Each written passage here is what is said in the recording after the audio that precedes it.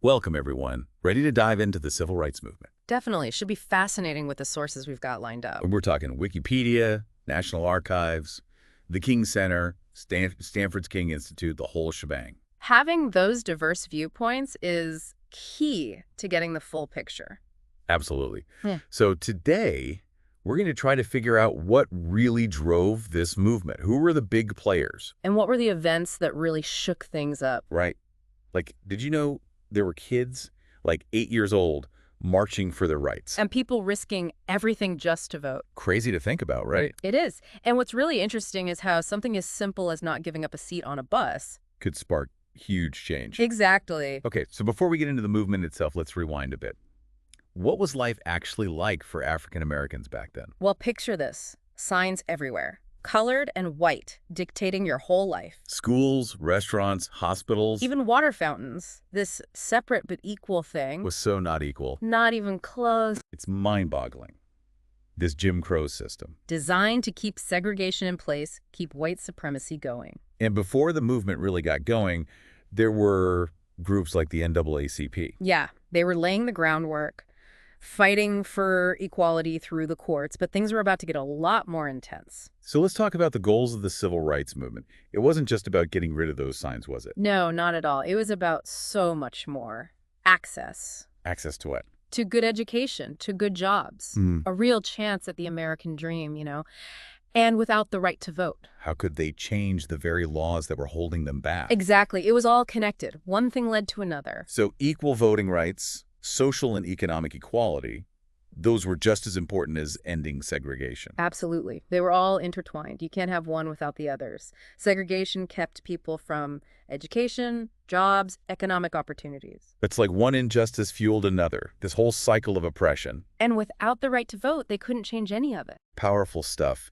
Makes you think about what true equality really means. Now, who were the people who spearheaded this movement? Well, it wasn't just one leader calling all the shots. Right, it was a group effort. It was a collaboration, so many people with different approaches. We got to talk about Dr. Martin Luther King Jr., though. His whole philosophy of nonviolent resistance. King was hugely influential. That belief in peaceful protest inspired by Gandhi really shaped the movement. And his I Have a Dream speech. During the March on Washington. One of the most iconic moments in history. For sure. His words are still so powerful today. And then there's Rosa Parks. Her act of defiance on that Montgomery bus. Sparked a boycott that lasted over a year. Incredible. It's like one person's courage can have this ripple effect. Absolutely. And that boycott eventually led to the desegregation of public transportation. Wow. And then you have Malcolm X, who came in with a more confrontational approach. Malcolm X's message resonated with those who felt nonviolence wasn't working fast enough. Shows you the complexity of the movement, right? Yeah, there were a lot of different perspectives. But ultimately, they were all fighting for the same cause. It's fascinating how these different leaders with their different approaches all contributed to the momentum. But it wasn't just speeches and marches, right?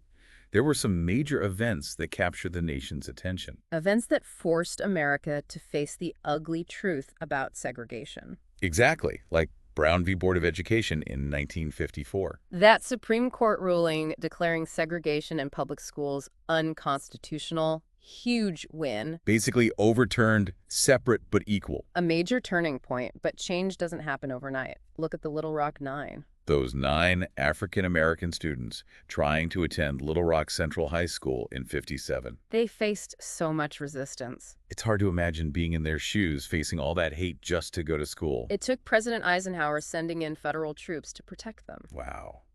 And then you have the sit-ins, starting in Greensboro, North Carolina.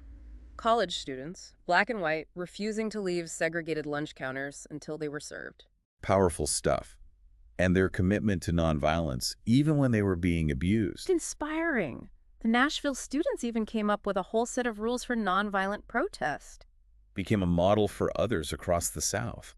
Amazing how these peaceful actions could chip away at such a deeply ingrained system. It's incredible, isn't it? And then the freedom rides. People riding buses through the Deep South just to challenge segregation in interstate travel. Talk about bravery. They knew they were risking their lives. It's like they used their own bodies to challenge the system to make it impossible to ignore what was happening. And it brought national attention to the violence and injustice in the South. Really powerful. What a time. So much going on. And that brings us to 1963 and the Birmingham campaign. Birmingham. Yeah, they chose that city for a reason. It was known as one of the most segregated places in the South. And it was Dr. King and the SCLC leading the charge there. Right, and the events in Birmingham, they really brought the brutality of segregation into the spotlight for everyone to see. It showed the world what was happening, but the fight was happening in so many other ways too. Absolutely. Lesser known stories, everyday people doing incredible things, like Clyde Kennard, for Well, instance. Kennard, I don't think I've heard of them. He was a Korean war vet who just wanted to use his GI Bill to go to college. Sounds pretty reasonable. You didn't think so, right? Eh, But his attempts to enroll at Mississippi Southern were met with incredible opposition. seriously, what happened? They arrested him on trumped-up charges, convicted him, sent him to prison for 7 years. 7 years. For trying to go to college. Just for trying to get an education. It shows you how far they were willing to go to keep things the way they were. That's unbelievable. And it gets worse. Even after journalists exposed what was happening and it came out that he was sick with colon cancer. They still kept him locked up. He spent 3 years in prison before the governor pardoned him. He died shortly after. That's just awful. They robbed him of his education, his life, because of this messed up system. It's a tragedy, and his story is just one of many. So many people suffered for daring to challenge the status quo.